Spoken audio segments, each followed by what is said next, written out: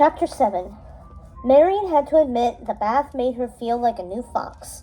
Once she emerged, she brushed her fur and changed it to fresh clothes, which Lady Cluck had procured from the late Queen Mother's wardrobe, since Marian's luggage from Paris had yet to arrive at the castle. The dress was a little large for her, tailored for a lioness, not a fox. But Cluck singed the waist with a pale pink sash, and Marian decided it would have to do. She affixed her veil hat to her head and was ready to go. "Are you sure you don't want to rest before you head out?" Cluck asked, peering at her doubtfully once she was dressed. "You've been gone 3 years. Whatever it is you're itching to do, surely you can wait a few hours after you've had a nice long nap." She sounded concerned, and maybe she was. After all, Cluck had always been a bit overprotective of her ward, back when Marian was young. Perhaps she still felt the same responsibility to her, but Marian was no longer a child, and she didn't need anyone telling her what she should or should not do, even if it came with the best of intentions. "I'm sure," she told Cluck as gently as she could, while still being firm, "but I promise to be back soon." She opened her chamber door to find Geoffrey and Gerald still standing outside. They jumped to attention at the sight of her. "Your ladyship," Geoffrey said, clearing his throat. "Can we help you with something?" Marian shook her head. "Oh no, that's quite all right. You stay where you are. I'm just going to pop out for a bit. I won't be long." The two guards exchanged glances. Gerald cleared his throat. "What?" Marian asked, frowning. "Is something wrong?" Her heart began to beat a little faster. "Of course not, my lady," Gerald assured her. "It's just, well, we were asked to make sure you stayed in your room for now, at least until it's time for dinner." Marian tried to keep her expression neutral. She figured they might try something like this. "I appreciate that," she said, "but I have somewhere to be.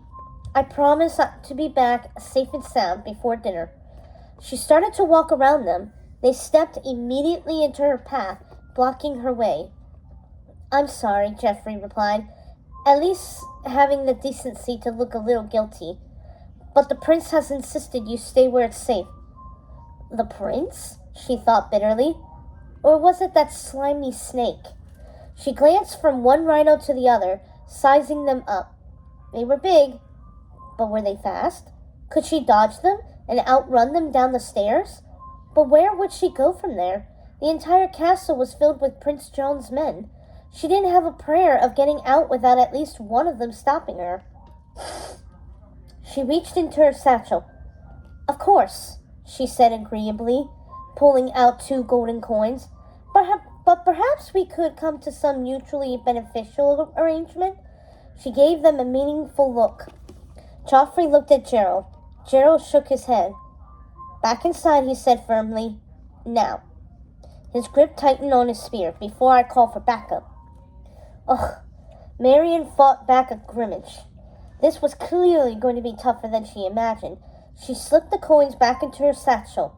"Very well," she said, lifting her chin high, as if none of this upset her in the least. "Do let me know about dinner." She retreated into her room. Gerald slammed the door behind her. A moment later, she heard a click, as if a key was being turned in a lock, from the other side. Letting out a frustrated breath, she turned back to Cluck, who was watching her with pitying eyes. She squeezed her paws, her claws digging into her pads. "This is unacceptable," she growled. "I'm a noble lady. They can't just keep me prisoner." "They can, actually," Cluck said gently, "and it appears they are." Marian looked around the room, her prison cell, her heart wrenching. She'd always loved these rooms when she was a child. They felt like home. But to be trapped in them now, without even a good reason why, it was insulting at best, not to mention a bit terrifying. Her heart beat as fast as she paced the room. What was she going to do? She needed to get to Robin, but she couldn't do that if she was stuck in her room. She ran a paw through her red fur. "What am I supposed to do?" "You're going to calm down for a start," Cluck scolded. "Panicking won't help a situation." The chicken put a wing on Marian's back and led her over to the bed. "We'll figure it out. We always do." Something in her tone made Marian want to trust her. Cluck had been a strict guardian back in the day, but she had always been loyal. Maybe she could send her to get word to Robin, let him know her situation. Listen, Cluck, she started. But then she stopped as she watched the chicken get up and walk over to the fireplace, study for a moment, then stepped close to run her feathers over the stones. Marian watched her in shock, her eyes widening in recognition. The secret passageway, she exclaimed in delight, running over to join Cluck at the hearth. Of course! Why hadn't she thought of it before? Of that time long ago when she'd been trapped in her room, not by guards, of course, but by Lady Cluck herself, who'd insisted young Marian go to bed at an early hour, far earlier than Marian felt was right.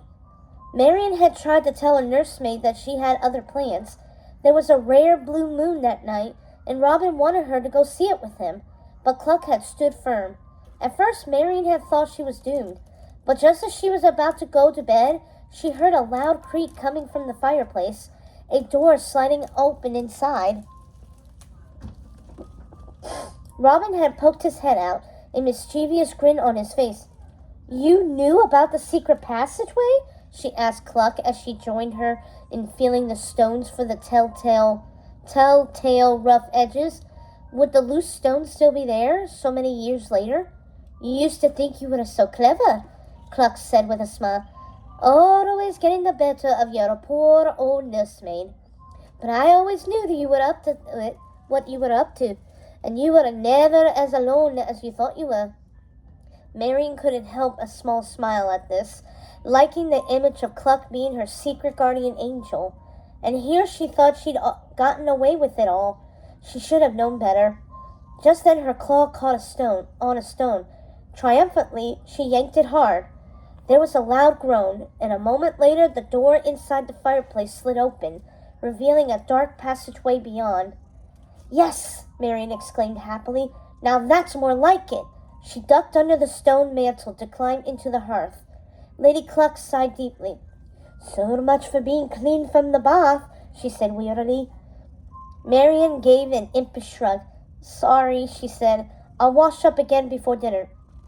Indeed you will, Cluck said, and you will hurry too. Whatever it is you want to do, I'll only be able to make excuses for so long before they start getting suspicious. Marian nodded. I will, she assured her lady-in-waiting, and I swear I only slipped out a few times over the years, only when it was truly necessary. Cluck rolled her eyes. Necessary? As in Robin was involved, you mean? That fox was such a bad influence on you. A true scoundrel. But she said it with affection in her eyes. And suddenly Marian realized Cluck had guessed exactly where she was going and what she had planned to do.